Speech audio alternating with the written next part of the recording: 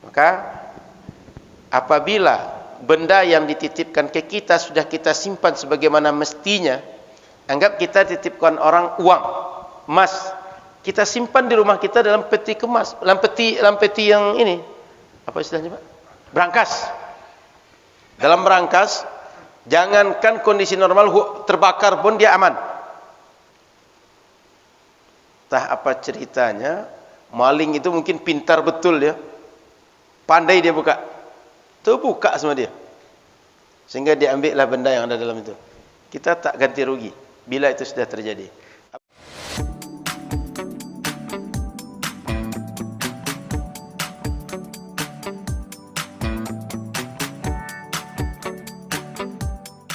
Assalamualaikum warahmatullahi wabarakatuh.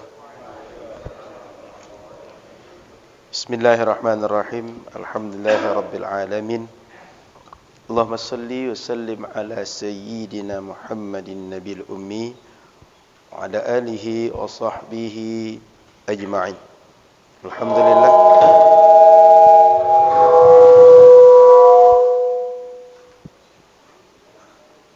Tes. Alhamdulillah, Bapak Ibu yang muliakan Allah Subhanahu wa taala, kita bersyukur sampai sekarang kita masih menggunakan nikmat-nikmat Allah, masih kita pakai di badan kita dan berbagai hal yang menjadi aktivitas harian kita. Selawat teriring salam pada Rasulullah sallallahu alaihi wasallam. Semoga kita semua di akhirat termasuk di antara orang yang dimuliakan Allah, berkumpul bersama Nabi Muhammad sallallahu alaihi wasallam. Amin ya rabbal alamin. Baik, Bapak Ibu dimuliakan Allah Subhanahu wa taala, malam ini kita sudah membahas bab yang baru, yaitu bab al-wadi'ah, titipan. Kalau sebelumnya tentang pembahasan anak yang tidak ditemukan orang tuanya, anak yang ditinggal, malam ini kita masuk pada wadi'ah, titipan. Kita menitip sesuatu ke orang, baik karena kita akan merantau atau karena kita memandang ada bahaya di depan mata, sehingga sebaiknya diselamatkan berapa aset untuk nanti diwariskan oleh anak, diwariskan oleh keluarga dan seterusnya. Atau kita memandang bahwa ada hal-hal yang dikhawatirkan kita tak bisa mengurus, kita minta orang lain untuk mengelolanya. Atau dalam konteks sekarang seperti kita menabung uang kita di bank dan berbagai konteks-konteks yang lain. Di dalam syariat, wadi'ah ini berarti kita menitipkan barang ke orang lain, maka dia bagian daripada saling tolong-menolong dalam kebaikan. Sehingga ini masuk pada ayat wa ta'awanu 'alal birri wat taqwa. Saling tolong-menolong untuk berbuat kebaikan. Kemudian dalam melaksanakan titipan ini berarti orang menitipkan amanah. Bila dititipkan amanah, kita mesti melaksanakan amanah sesuai dengan yang sepatutnya terhadap amanah. Maka Al-Quran mengingatkan, innallaha ya'murukum an tu'addul amanati ila ahliha. Bila dititipi amanah, tunaikan amanah sesuai amanah yang dititipkan kepada kita. Maka memberikan amanah dengan bentuk titipan dan menerimanya mereka merupakan perbuatan yang dianjurkan oleh Al-Quran. Sebab tak ada orang yang bisa hidup sendirian dan mengkafir semua kebutuhan, keperluan, hajat hidup dia sendiri. Tapi kita sudah menjadi kebiasaan butuh orang lain. Makanya tak boleh sombong dalam hidup, tak boleh angkuh, ego, dan merasa cukup dengan apa yang bisa kita buat untuk memenuhi hajat kita keseluruhan. Ada masanya kita kuat, ada masanya kita lemah, ada masanya kita cukup, ada masanya kita kurang. Hidup kita ini fluktuatif. Tak ada orang yang selalu di atas. Semuanya akan bergulir, akan berputar, akan berubah. Maka agama menyarankan kita untuk saling punya simpati dan empati dengan orang. Di antara bentuk simpati dan empati itu adalah siap untuk menerima titipan dan menitip kepada orang lain. Maka Nabi Muhammad, di antara kelebihan beliau, ketika orang Quraisy tidak mau beriman dengan Nabi Muhammad, tapi titipannya dititip sama Nabi Muhammad. Meskipun mereka tak iman, cuma titipan mereka boleh jadi bentuknya surat atau berbagai hal yang dipandang mereka berharga, itu dititip pada Nabi Muhammad. Maka ketika Nabi akan hijrah, satu yang menjadi penyelesaian beliau dengan Sayyidina Ali bin Abi Thalib adalah, ini titipan si fulan, ni si fulan, tolong balikkan ke orangnya. Jadi Sayyidina Ali itu dipanggil untuk dua hal, Pak. Satu, untuk mengembalikan titipan. Yang kedua, menemani beliau tidur malam itu ketika beliau berangkat menuju Madinah. Sayyidina Ali karena masih kecil, dia oleh orang Quraisy tak dianggap berbahaya, maka tak akan mungkin diganggu orang Quraisy. Maka disuruh Nabi balikkan semua titipan yang diamanahkan kepada Nabi sallallahu alaihi wasallam. Ya boleh jadi seperti kita sekarang, Pak, ada orang titipkan surat mobil, surat tanah, atau surat perjanjian lainnya yang itu berguna bagi hajat hidup orang banyak. Itu dipercayakan orang Quraisy pada Nabi. Maka Nabi itu dari kecil disebut dengan Al-Amin, dipercaya oleh orang-orang Quraisy, dan itu berlaku sepanjang hidup Nabi. Tapi ketika diajak beriman, bagi mereka beriman pada Allah ini sesuatu yang sulit diterima untuk beriman itu. Tapi yang lain bisa percaya dengan Nabi Muhammad. Makanya ketika Nabi Muhammad mengumpulkan mereka di Bukit Safa, tanya, kalian andai aku kasih tahu dari balik bukit ni ada pasukan yang sedang datang menyerang kalian penduduk Makkah, percaya tidak? Percaya kami Muhammad. Karena kami tak pernah mendapat engkau berbohong sepanjang hidup kami.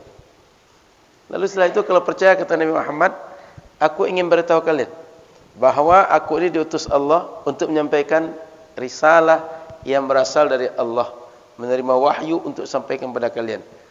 Langsung mereka ketika itu protes dan menunjukkan ketidaksukaan kepada Nabi Muhammad sallallahu alaihi wasallam. Padahal terkait hal-hal lain duniawi itu percaya, tapi begitu terkait dengan agama berat. Kenapa berat? Karena otomatis yang akan menjadi ikutan baru Muhammad, bukan mereka. Selama ini mereka sebagai ikutan. Para pemuka Quraisy itu mereka ikutan. Dalam beragama, bersosial, berpolitik, apa saja, mereka ikutan. Tapi kalau Muhammad sebagai utusan, berarti mereka ikut Muhammad. Semuanya ikut Muhammad. Ego mereka muncul, sombong mereka muncul. Tak mau beriman dengan Nabi Muhammad sallallahu alaihi wasallam. Baik, kita balik kepada kajian kita bahawa al-wadi'ah, saling titip menitip, menitipkan barang, ini bagian daripada ajaran agama yang disarankan oleh Al-Quran. Dan dalam hadis Nabi sallallahu alaihi wasallam ada hadis yang agak panjang, man kashafa an muslimin kurbatan min kurabid dunya kashafallahu anhu kurbatan min kurabi yaumil qiyamah.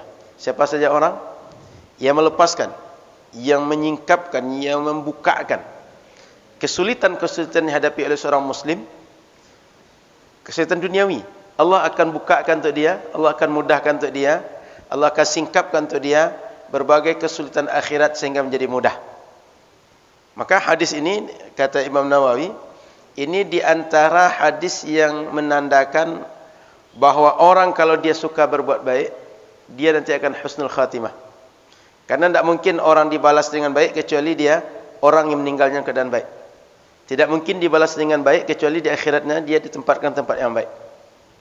Maka satu di antara kelebihan orang suka berbuat baik itu adalah apalagi menolong orang, sengaja menolong orang yang susah supaya lepas dari kesusahan, suka menolong hal seperti itu, dia akan dapat husnul khatimah.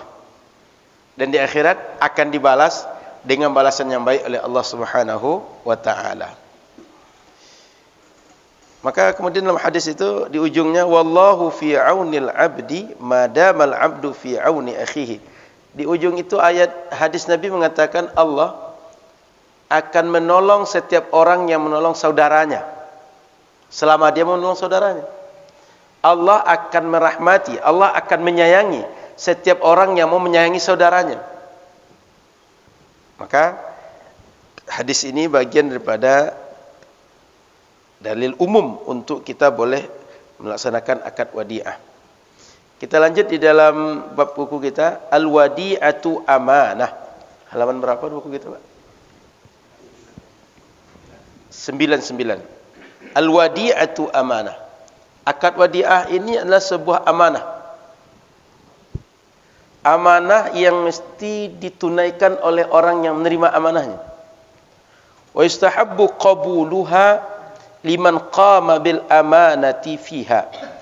Disunnahkan, dianjurkan bagi orang yang diserahkan amanah untuk menerimanya. Menerima amanah yang diserahkan oleh orang lain. Ini tentu saja kalau kita yakin kita mampu. Kalau kita bisa. Kalau tak bisa jangan terima.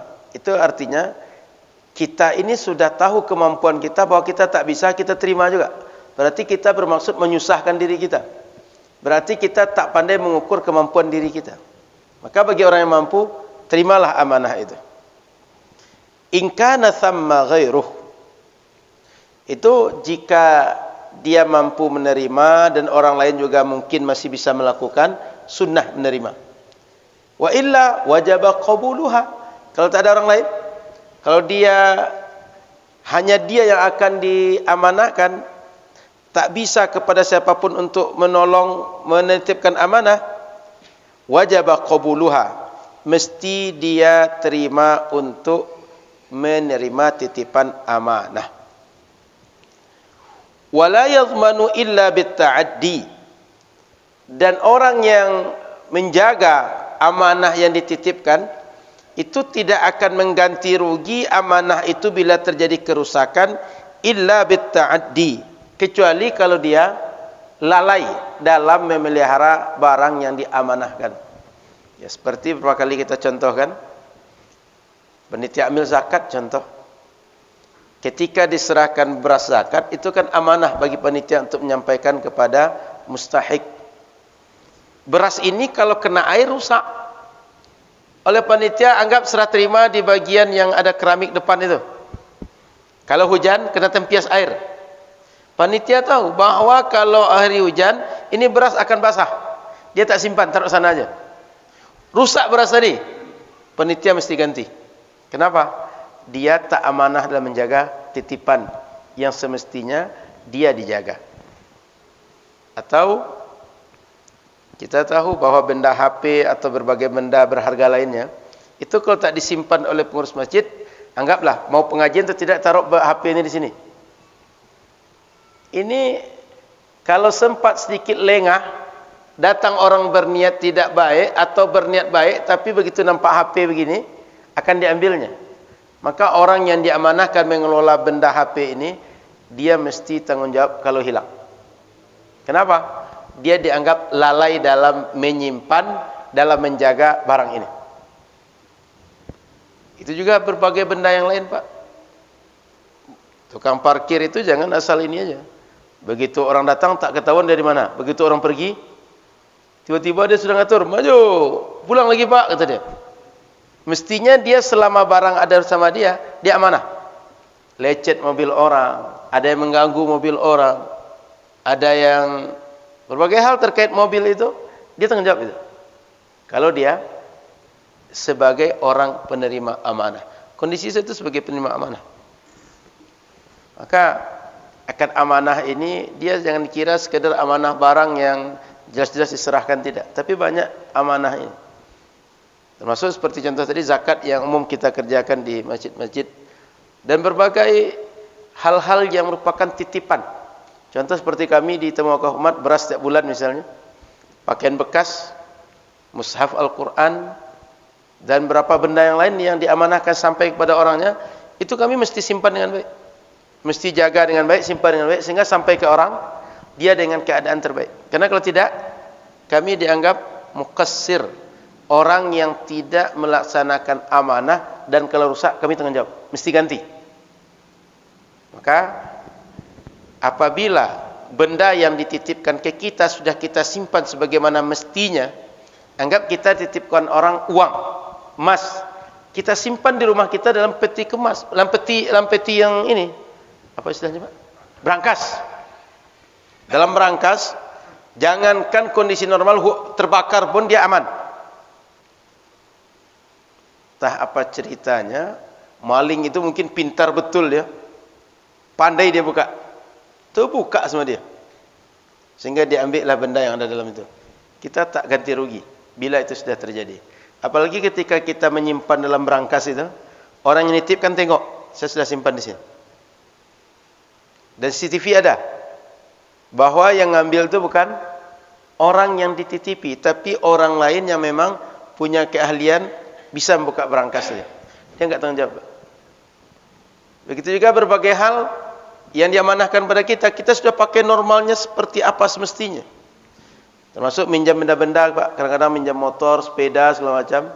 Sepeda itu andaikanlah orang itu pun memakai, akan putus juga rantainya. Kita itu cuma melalukan saja. Apa istilah saya? Melalukan. Pasti tangan kita pula putusnya. Enggak pun kita pakai, putus juga semua orang itu.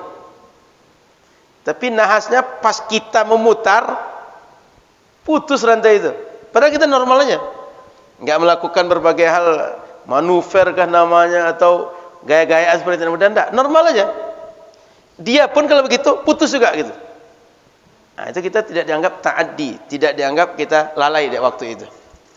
Tapi dia tahu kita bahwa sepeda ini kalau manuver kita tak angkat semacam, dia pasti akan rusak. Kita angkat, kita jungkir balik kan, rusak dia. Kita tanggung jawab. Kan ada sepeda yang sengaja memang untuk ini, Pak, atraksi itu kan. Ada yang normal-normalnya. Kita pakai. Dia bukan untuk atraksi, kita pakai atraksi, rusak dia, tanggung jawab kita. Kita juga kayak anak-anak, kan kadang-kadang anak main bola tak punya dia kan, dipinjamkan bola kan. Dia main seperti hal biasa, rusak bola tadi, dia tak ganti. Tapi dia sudahlah jelas bola ini gunanya untuk di lapangan. Dia tahu di sekitar ini ada katakan pagar-pagar yang dikasih apa Pak? Yang kawat duri itu, ditendang bola ke situ, bocor. Itu mesti ganti orang nendang tadi itu. Tapi bila sekedar dia main bola, ditendang ke gawang, normalnya dia main, rusak. Dia tak mesti mengganti. Karena dia memakainya normal.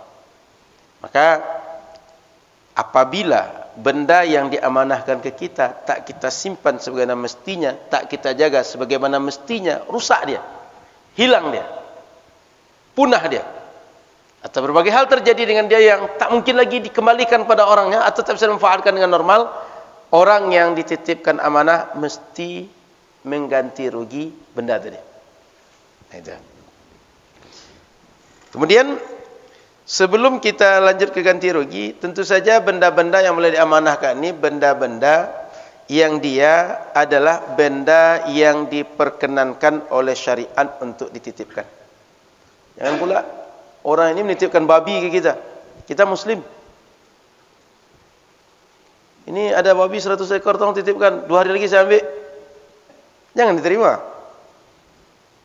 Kan ini ada tuak agak 1 ton, tolong titip di sini. Jangan diterima. Maka mestilah yang kita terima itu benda-benda yang diperkenankan oleh syariat. Sebab kita ini menolong orang dalam kebaikan bahasanya. Tentu saja jangan disupport orang, disukseskan orang, ditolong orang untuk melakukan dosa yang dia terlarang oleh syariat. Gitu Pak. Apapun, ini contoh saja. Boleh jadi ada lagi hal-hal lain. Ya mungkin berbagai apalah, kayak ada kong kalingkong untuk mengatur bagaimana skenario. Kan ada tuh. Pokoknya berbagai hal kita diatur untuk kamu harus begini, harus begitu. Kalau dia bersifat berbohong, manipulasi data dan berbagai hal, jangan terima. Contoh itu Pak. Jadi kita yang diperkenankan syariat itu adalah yang diperkenankan oleh syariat boleh dititipkan. Dan boleh kita terima hal-hal yang seperti itu untuk dititipkan. Kemudian Bapak Ibu yang dirahmati Allah Subhanahu wa taala, Kemudian yang boleh juga dia merupakan benda yang ekonomis atau dipandang oleh syariat. Kalau sekedar titipkan, apa titipkan? Sebiji padi. Untuk apa titipkan sebiji padi? Nyusahkan orang aja. Apa titipkan? Sebelah sandal jepit. Untuk apa sebelah sandal jepit dititipkan? Tapi yang dititipkan benda-benda yang berharga, benda-benda yang dipandang orang bernilai, benda-benda yang dianggap orang penting, benda-benda yang dia bisa untuk transaksi. Nah, seperti itu, Pak. Kemudian bila ada orang yang menitip dan dititip, tentu saja yang menitip ini mesti juga orang yang sudah mukallaf, Pak. Jangan dianggap setiap orang menitip itu kita terima. Jangan orang menitip ini dia tak berakal. Dia ambilnya barang orang lain, bagi dia kan orang tak berakal ni kan okey saja, boleh saja. Dia ambilnya barang orang rumah sebelah, ini tolong titip ya, kata dia. Kita menganggap dia orang ni sehat pula. Dan tu dia lari, dia ketawa lagi. Atau sehari kemudian orang sebelah kehilangan, ditanya, "Pak, ada nampak ada barang ni?" "Ada, ni, di tangan saya." "Kenapa kata Bapak?" "Si Anu kemarin menyerahkan saya, kata titip ke saya." Oh, orang tu gini, Pak. Jadi mesti orang yang menitipkan tu orang yang mukallaf juga. Orang yang tindak tanduk cakap hukum bahasa kita. Bukan orang-orang yang melakukan tindak tanduk itu dia masih bayi, masih anak-anak, orang gila, orang tak berakal, sehingga terukur perbuatan dia. Orang yang menerimanya juga mesti seperti itu. Karena manusia ini macam-macam, Pak. Manusia ini kemampuan dia, keadaan dia, usia dia, kematangan berfikir dia tak sama. Mesti kita sesuaikan setiap orang untuk bisa kita terima titipannya. Kalau tidak, kita sendiri akan susah nanti. Kemudian lanjutnya, wa qaulul muda'i maqbulun fi raddiha 'alal mudi'. Kalau seandainya, Pak, pihak yang dititipi barang, penerima amanah tadi mengatakan, "Pak, ini barang Bapak rusak nih, Pak. Saya sudah jaga tapi dia rusak. Saya tidak merekayasa, saya tidak melakukan berbagai hal yang menyebabkan rusak."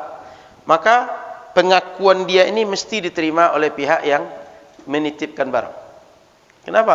Karena prinsip dasarnya manusia itu amanah. Dia itu bukan pembohong. Pembohong itu adalah sikap, bukan sikap asli, tapi sikap turunan dari manusia. Makanya hari ini kalau orang bertanya, masih ada orang amanah sekarang, itu sebenarnya suatu kondisi ironis, kondisi terbalik bagi seorang muslim. Karena orang muslim ini, kata Nabi, dia mungkin melakukan berbagai dosa tapi dia tak akan bohong. Maka kalau ada orang muslim sudah bohong, berarti iman dia sudah masalah. Kalau ada orang muslim sudah tidak amanah, berarti imannya sudah masalah. Selama dia beriman, mestinya dia tetap amanah, tak khianat. Oleh karena itu, bila dia katakan, "Ini barang Bapak saya sudah simpan, barang Bapak sudah saya taruh, barang Bapak sudah saya amankan, cuma dia rusak." Dia tak rusak. Saya enggak tahu entah gimana ceritanya, tak rusak. Anggap barang itu mesti disimpan dalam plastik, baru disimpan tempat lain. Saya sudah lakukan itu, tapi tak rusak dia, Pak. Saya enggak tahu entah apa masalahnya, entah errornya di mana, entah somethingnya di mana, saya enggak tahu. Pokoknya dia saya simpan seperti arahan. Ini yang terjadi. Maka pernyataan, pengakuan pihak yang dititipi itu mesti diterima oleh pihak yang memberikan amanah. Tentu saja ucapan dia ini perlu diperkuatkan dengan sumpah dia, bahwa saya bersumpah, Pak, bahwa barang ini betul-betul sudah saya terima dengan baik, saya simpan dengan baik, tapi terjadi perubahan. Perubahan itu di luar kuasa saya. Saya nampak sudah begininya, maka saya kasih tahu Bapak. Kalau jadi tak boleh jadi, Pak, kita titip emas misalnya. Tiba-tiba setelah sebulan dengan kita, pudar aja emas tadi. Saya tidak tahu, Pak, entah apa terjadi di alam ini. Yang jelas emas Bapak saya terima waktu itu, saya simpan dalam plastik, simpan di benda yang sifatnya sejuk, tak akan panas dan merusak ini, dan saya tak pernah pakai. Saya dah simpan, tapi tetap juga dia rusak. Maka pengakuan dari pihak yang menyimpan itu mesti diterima oleh pihak yang menitipkan simpanan. Tapi tentu saja ucapan dia, karena tak ada saksi, karena tak ada bukti, mesti dengan dikuatkan sumpah dia. Demi Allah, saya sudah lakukan, Pak, saya sudah simpan, Pak. Saya sudah taruh Pak, dan saya memberitahu sesuai apa adanya. Saya tak menukar barang Bapak. Ini ada barang Bapak. Boleh Bapak cek. CCTV ada. Ini termasuk kayak di Pegadaian Pak. Kan kita nitip barang tuh Pak. Atau di bank. Kan sekarang di bank bisa nitip barang kan Pak. Jika terjadi perubahan-perubahan atau kerusakan yang sifatnya sudah dilakukan dengan apapun administrasi atau proses yang dianggap aman, dianggap dia bisa menjaga barang, tapi tetap terjadi rusak, maka mesti diterima pengakuan atau pernyataan pihak yang menerima titipan. Wa alaihi ayahfazaha fi hirzi misliha, dan pihak penerima amanah mesti saja menyimpan, meletakkan barang di tempat yang memang untuk menyimpan barang yang dititipkan. Maka Bapak Ibu yang dirahmati Allah Subhanahu wa taala, mesti kita kalau dititipkan amanah, kita simpan, kita jaga di tempat yang memang bisa untuk menjaga. Jangan ditaruh begitu saja. Kan ada pula orangnya, apa istilahnya? Orang tu memang kebiasaan lalai, Pak. Jangan barang dia aja, tidak kemas dia. Orang nitip dia, oh ya silakan taruh di sana. Dia tidak tahu entah apa taruh orang. Jangan taruh orang tu bom. Maka orang-orang yang seperti ini, dia bila terjadi sesuatu dia punya tanggung jawab Pak. Kenapa? Dia enggak jaga, dia tidak periksa, tidak detail, tak teliti apa yang diterima dia. Makanya termasuk beberapa fenomena belakangan, ada orang tiba-tiba dapat kiriman aja. Rupanya kirim itu sebagai trik untuk pengiriman benda-benda yang terlarang menurut syariat, menurut syariat hukum. Contoh pengiriman narkoba, dianggap salah alamat, padahal sengaja dikirim ke kita. Nanti dijemput lagi ke sana dengan alasan kami salah kirim. Padahal sebenarnya memang trik mereka. Kalau ketahuan, yang akan dijerat oleh hukum penerima. So jelas alamatnya penerima, enggak mereka yang bertujuan untuk mengambil barang itu. Itu trik-trik seperti itu mesti kita tahu juga Pak, agar jangan-jangan kita jadi korban saja. Kalau bukan kita yang pesan, kalau tak ada orang konfirmasi kita, tiba-tiba ada barang tentang kita, jangan mudah terima Pak. Jangan-jangan orang ngerjain kita, orang fitnah kita. Karena memang itu real terjadi di masyarakat kita. Itu terutama narkoba. Saya pernah juga dapat cerita kawan waktu di Aliyah dulu. Dia berangkat berdua dari Padang Panjang Bukit Tinggi, mau menuju ke kota lain di luar Sumbar lah gitu. Naik bus dari Bukit Tinggi. Padang Panjang Bukit Tinggi itu suruh tasnya dibawa oleh kawan. Rupanya isi tas itu adalah berapa kilo ganja. Kawan ini enggak tahu. Dah sampai dia di tujuannya di Bengkulu, dia kasih tahu, mohon maaf tadi itu kalau tasnya ditangkap orang isinya itu. Kaget dia, untung enggak ketahuan. Nah, begitu dia naik bus, dia sudah pandai bicara dengan sopir, karena ada pengalaman. Nyimpan barang di mana segala macam, dah pandai dia komunikasi. Intinya, ada kawan-kawan kita atau ada orang-orang berniat tidak baik begitu.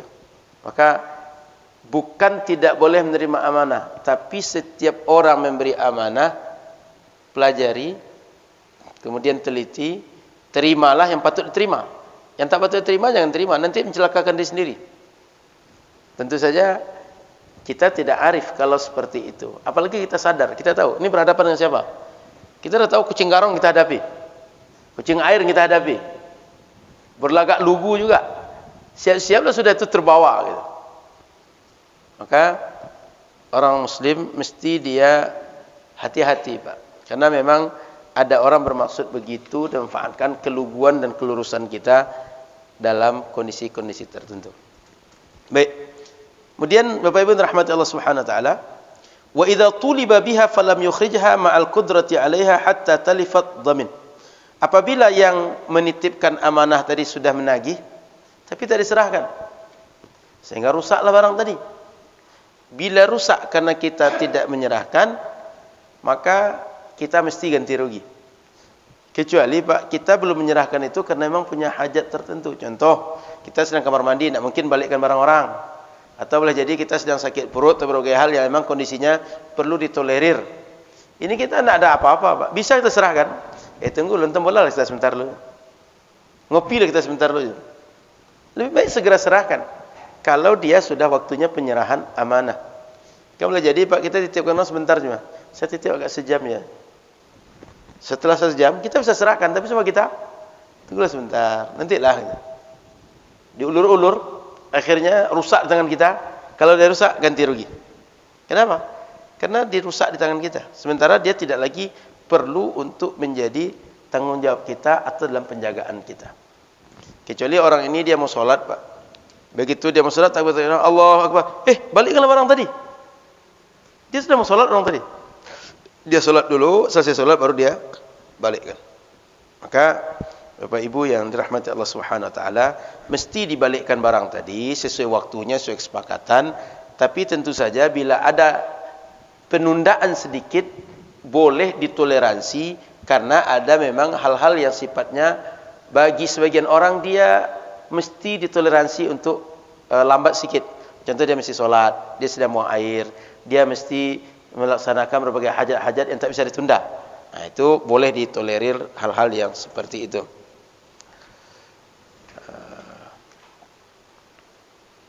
Saya kira itu tentang wadiah. Kita lanjutkan diskusi Pak. Silakan kalau ada yang tanya jawab Pak. Silakan Pak. Apakah boleh atau apa hukumnya kita mengambil manfaat dari titipan barang lain orang lain kepada kita? Contoh orang titip uang atau mobil, dia titip selama 1 bulan. Ada di luar kota atau tempat lain. Dan saat pada sama kita, kebetulan ada teman kita mau pinjam uang itu atau mobil itu, sewa mobil. Kemudian mobil itu kita rentalkan, itu kan mengambil manfaat dari barang yang kita titip. Apakah itu boleh atau apa hukumnya? Sudah Pak. Jadi prinsipnya kita ketika titipkan orang cuma menjaga Pak. Tak boleh menggunakan. Kecuali dari awal ada kesepakatan atau diperkenankan. Ini mobil, kalau ada yang perlu pakai. Berarti cuma pakai. Juga jangan dijadikan sebagai manfaat lebih dari itu. Tapi bila memang dari awal ini mobil ini saya mungkin tak bisa bayar kamu untuk menitipkan. Kalau ada yang rental, ada yang minjam, pinjamkan aja lah. Nanti biayanya ambil untuk kamu. Itu boleh Pak. Jadi al-muslimuna ala syurutihim. Orang-orang muslim ini ketika mereka punya sepakatan, syarat itu mesti, sepakatan-sepakatan mesti dipenuhi. Maka bila di awal ada kesepakatan atau di awal ada semacam arahan atau sudah menjadi kebiasaan kita bahwa kalau nitip itu ada hal-hal yang dibolehkan, ada yang tidak. Apalagi sekarang orang sudah terbiasa dengan dunia kontrak yang tulis menulis Pak. Ditulis menulis kontrak itu, keterangan itu sudah jelas apa yang boleh apa yang tidak. Kita lakukan sesuai yang diperkenankan, itu boleh Pak. Kita ambil manfaat dengan itu boleh. Tapi jika sudah di luar kesepakatan atau sudah di luar dari maksud dalam menjaga harta tadi, itu tak diperkenankan lagi Pak. Maka hasil tadi sama dengan kita memakan harta orang lain dengan cara yang batil. Gitu Pak Mul. Jadi sesuai dengan kesepakatan kita dengan orang yang telah menitipkan amanah dengan kita. Nah, kalau tidak berarti kita sudah melakukan pelanggaran dalam menjaga amanah. Itu. Silakan Pak. Ada lagi yang lain silakan. Baik Pak, silakan Pak. Silakan Pak. Pertanyaan saya berkaitan dengan ijab kabul penitipan itu, Pak. Baik Pak.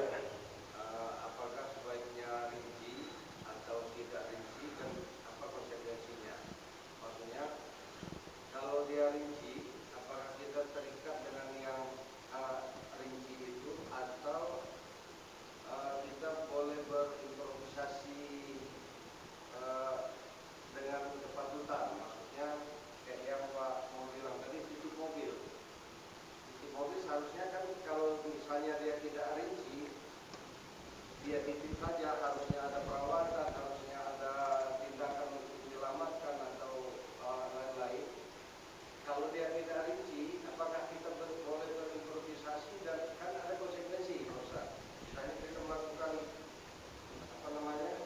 ganti oli misalnya, kan ada biaya keluar.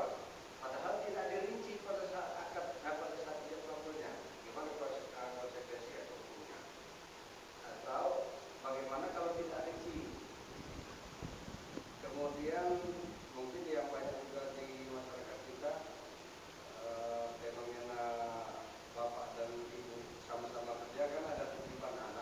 Iya. Penitipan anak yang kita bahas ini kan lebih ke barang ya. Iya, Pak. Bagaimana hukum atau apa aja yang perlu diperhatikan dalam hal penitipan orang lah, baik itu anak maupun orang dewasa atau orang tua.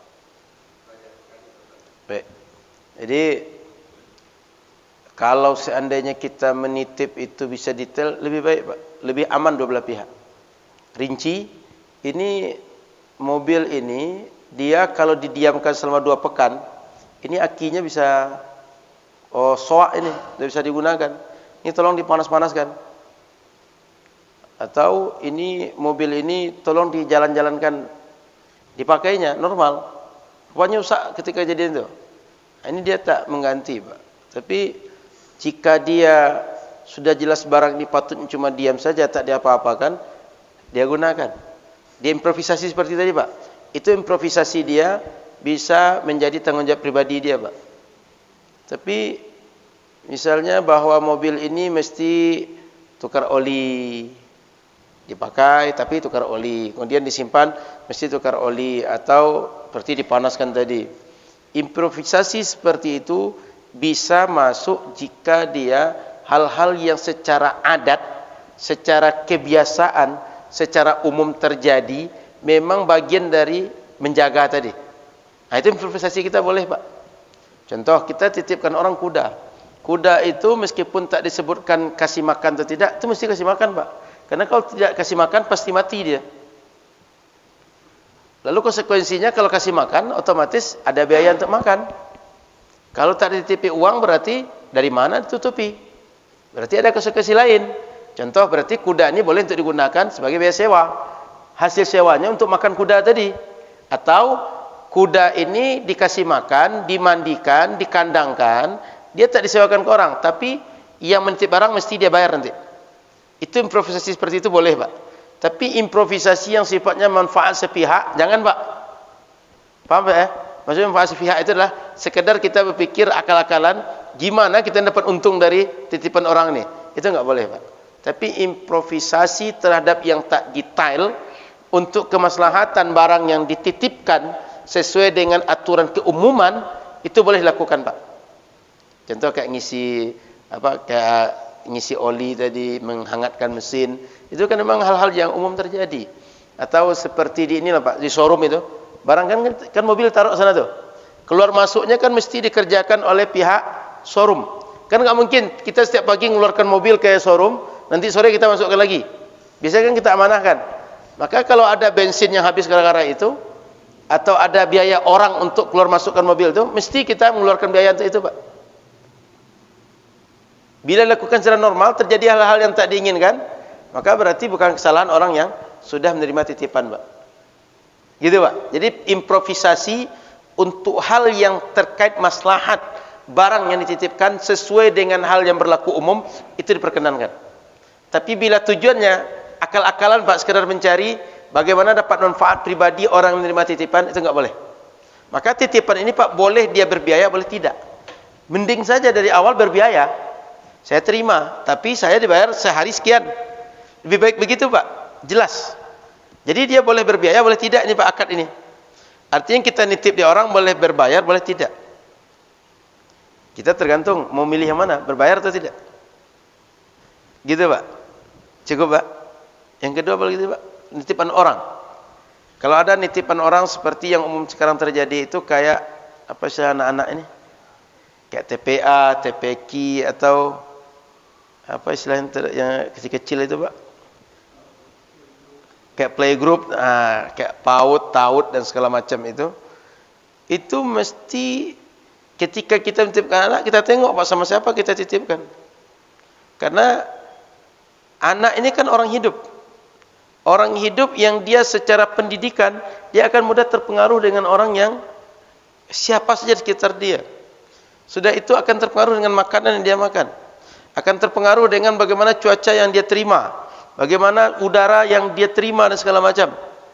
Maka ketika kita menitipkan anak kepada orang, pertama kita mesti tengok kepada siapa. Yang kedua, orang yang menerima ini, dia mesti memperlakukan orang sebagaimana orang semestinya diperlakukan. Artinya bilalah anak dia yang ada di tangan dia, hari hujan diapakan anak, orang lain mesti digitukan, Pak. Kalaulah hari panas, anaknya dilindungi dari panas, orang lain mesti diperlakukan seperti itu juga. Maka anak-anak atau orang tua jompo atau berbagai kondisi lain yang dititipkan sifatnya ke mungkin SLB, Pak. Kan SLB itu kan dititipkan sebagian, Pak. Atau orang-orang yang kebutuhan khusus dia. Intinya kebutuhan khusus lah, Pak. Sehingga dia belajar tempat orang, dia asramakan di orang. Ada kawan saya pernah cerita, sekolahnya autis. Orang autis. Orang autis itu, Pak, dia menyediakan satu tenaga untuk satu guru untuk satu anak. Sehingga jumlah guru di sekolah di pesantren dia sebanyak anak. Kenapa? Karena kalau untuk orang autis diperlakukan satu lokal, apalagi sedang tantrum, itu nggak bisa, Pak. Maka penjagaan orang ini mesti dia sesuaikan dengan apa menjadi tabiat orang untuk orang diperlakukan, Pak. Dan orang mesti tanggung jawab bila terjadi berbagai hal, apakah pencurian, apakah anak terjadi berbagai kecelakaan dan segala macam, sesuai dengan yang terjadi di luar kesepakatan antara pihak yang menitipkan dan yang dititipkan. Itu meskipun tadi barang sebanyak, tapi ke orang bisa dibawakan bahwa orang dia mesti diperlakukan sebagaimana tabiat orangnya. Gitu lebih kurang, Pak. Sepatutnya rinci, biar jelas, Pak.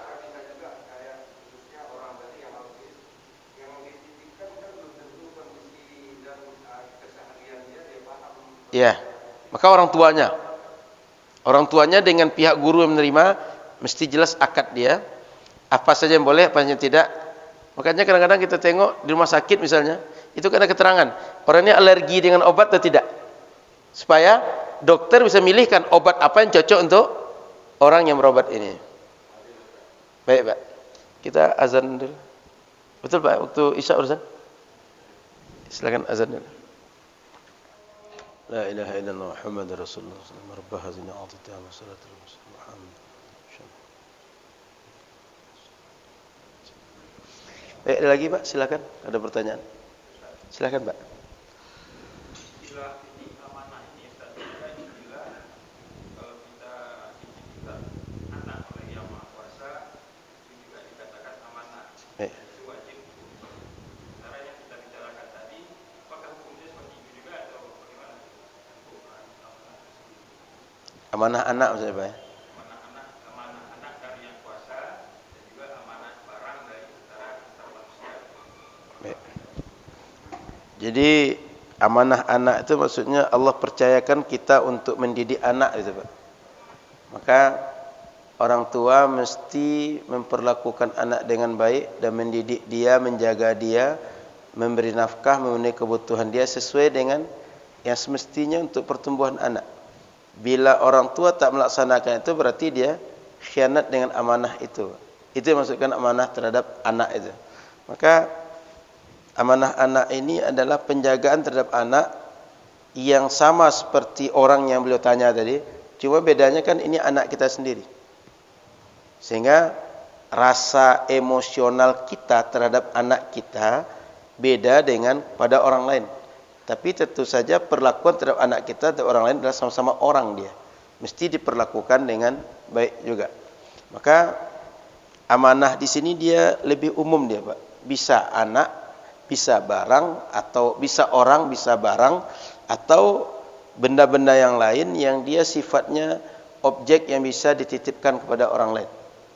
Maka anak kita, atau bahasanya anak adalah amanah bagi kita, berarti dia amanah untuk menafkahinya, amanah untuk mendidiknya, amanah untuk menjaganya, amanah untuk memberikan hal-hal yang menjadi kebutuhannya secara psikologis, secara pendidikan dan lain-lain, Pak. Itu amanah itu, Pak. Maka orang tua tanggung jawab untuk memenuhi sesuai menjadi kebutuhan dasar perkembangan anak tadi. Termasuk kalau ibu punya anak, anak itu dia tak akan bisa kecuali ASI dan harus ASI, tapi tak diserahkan ASI oleh ibunya. Berarti dia tidak melaksanakan amanahnya. Kan ada masanya anak terus ASI, Pak. Tak bisa selain ASI gitu. Itu juga orang tua. anak ini mestinya dikasih makan dan bisa kita belikan makan, tak kita belikan makan, berarti kita telah lalai dalam amanah kita, Pak. Jadi kita termasuk khianat dalam amanah kita. Namun kajian kita malam ini lebih kepada akad wadiah titipan dari segi barang. Tidak masuk ke situ, Pak. Itu masuk nanti dalam hadanah namanya. Dalam pendidikan Islam ada pengasuhan terhadap anak. Nah, jadi nanti insyaAllah ada pembahasannya. Ada hak-hak anak yang mesti dipenuhi. Mulai dari dia lahir bahkan, Pak. Seperti dia mesti dikhitankan, mesti diakikahkan, dicukurkan rambutnya, dan berbagai hal yang terkait dengan sejak dia mulai lahir sampai dia nanti sudah menjadi mukallaf dan bisa tanggung jawab terhadap diri sendiri, Pak. Gitu, Pak. Jadi amanah yang kita bicarakan hukumnya sunnah atau gimana? Yang ini lebih kepada bab muamalah, Pak. Yang tadi itu jadi kewajiban, Pak. Yang kewajiban dia tidak terkait dengan muamalah, tapi nanti bila dikaji hakam hukumnya lebih spesifik di bab hadanah nanti, pengasuhan anak. Di bab besarnya kitab munakahat. Di situ insyaallah ada pembahasan lebih lanjut tentang bagaimana anak-anak yang menjadi amanah dan perilaku orang tua terhadap anak-anak itu, Pak. Baik, cukup, Pak. Baik, ada lagi silakan. Ibu-ibu silakan, ada pertanyaan? Bapak ada lagi silakan. Nah, kalau tidak, Bapak Ibu yang dirahmati Allah Subhanahu wa taala, ada lagi beberapa hakam hukum yang perlu kita paham dengan baik. Bila barang itu dia tak diperkenankan untuk dibawa-bawa ke sana kemari, maka pihak yang menjaga amanah jangan membawanya. Artinya barang ini bukan barang yang mudah dibawa pindah tempatkan ke mana-mana dibawa gitu. Contoh barang ini barang pecah belah atau barang ini sensitif untuk pecah. Bila dia terjadi kerusakan, maka dia menjadi tanggung jawab orang yang membawanya. Kan ada barang gitu, Pak, tabiatnya dia mudah rusak, mudah pecah, mudah berubah bentuk dan segala macam karena dibawa-bawa. Maka dia tak boleh dibawa-bawa. Makanya tidak boleh disafarkan. Kemudian bagaimana kalau barang-barang ini kita campur adukkan kepada barang yang lain? Secara prinsip asal barang-barang titipan itu dia tak boleh campur adukkan dengan yang lain. Apalagi dia tak bisa kita bedakan nanti. Atau ketika kita campur adukkan, kita tak bisa mengembalikan sesuai dengan yang aslinya yang mana barang itu. Karena prinsip asalnya, barang ketika dia dititipkan, dia mesti sebagaimana diterima, seperti itu dibalikkan. Kau boleh saja kadang-kadang kan dicampur aduk, Pak, dengan barang orang lain. Terima semua titipan, campur aduk. Maka jasa-jasa ekspedisi itu, dia kan terima banyak sumber tuh, Pak. Dan untuk tujuan yang banyak tuh. Dia mesti bisa memisahkan, bisa membedakan mana barang yang milik si A dengan si B. Jangan dicampur-campurkan.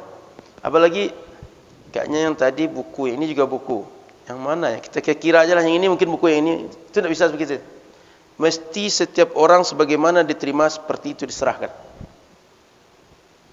Maka jangan kita berasumsi atau berbagai hal-hal yang sifatnya menerka berbagai hal yang sifatnya jelas, Pak, dengan sebab kita mencampur adukkan antar barang-barang. Kan bisa terjadi gitu ya. Termasuk juga di laundry. Laundry itu kan dititip barang situ. Maka orang laundry dia mesti amanah sesuai sepakatan dia. Contoh, satu orang satu mesin cuci, tidak campur dengan lain. Bila dia campur, terjadi sesuatu, contoh bau pakaian berubah, atau ada pakai robek gara-gara dicampur itu, dia tanggung jawab yang tukang cuci itu, orang laundry tanggung jawab dia. Atau ketika setrikaannya mesti tanggung jawab sesuai dengan kesepakatan. Maka tidak boleh mencampur adukkan barang dengan titipan yang lain bila itu menyebabkan mudarat terhadap barang yang dicampur adukkan. Karena prinsip asalnya setiap barang dia mesti diterima dan dibalikkan sesuai dengan keadaan yang semestinya. Kemudian Bapak Ibu rahmati Allah Subhanahu wa taala, bila terjadi perdebatan, kita dah jelas nitip ke orang. Orang yang menerima titipan tadi mengingkari, tak ada nitip dengan saya, enggak pernah ngasih dengan saya. diingkari. Betul diingkari. Maka perkara seperti ini boleh diadukan kepada perhakiman dan diselesaikan secara pengadilan. Maka hakim nanti bisa menerima pernyataan-pernyataan masing-masing pihak sesuai dengan porsi masing-masing. Tentu saja hukum asalnya bahwa orang yang menerima titipan enggak ada barang sama dia. Tapi dengan dititiplah ada barang dengan dia. Maka hukum asalnya dia tak punya apa-apa. Lalu seandainya dia diserahkan lalu dia mengingkari, maka nanti hakim bisa mengukur perkataan siapa, pernyataan siapa yang akan diterima sebagai bukti dalam penyelesaian masalah. Maka perkara-perkara seperti ini Pak bisa diajukan ke pengadilan intinya. Kalau seandainya para pihak mengingkari atau satu di antara dua pihak mengingkari tak ada titipan. Atau titipan berubah. Titipan tak semesti yang dititipkan. Ketika terjadi perdebatan itu boleh diadukan kepada pengadilan. Atau boleh diadukan kepada pihak yang dianggap penyelesai dalam permasalahan ini. Contoh di kita, diadukan ke RT, ke RW, diadukan kepada tokoh masyarakat atau orang-orang yang dianggap sebagai tokoh untuk penengah dalam berbagai sengketa yang terjadi di masyarakat.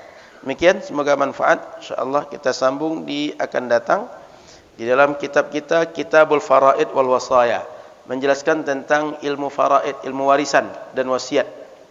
Jadi berapa jatah warisan dibagi ke siapa, berapa banyak, siapa saja penerima waris dan ketentuan selanjutnya, termasuk wasiat, wasiat mana yang akan dilaksanakan, mana yang tidak, dikaji dalam pertemuan akan datang insyaallah. Terima kasih.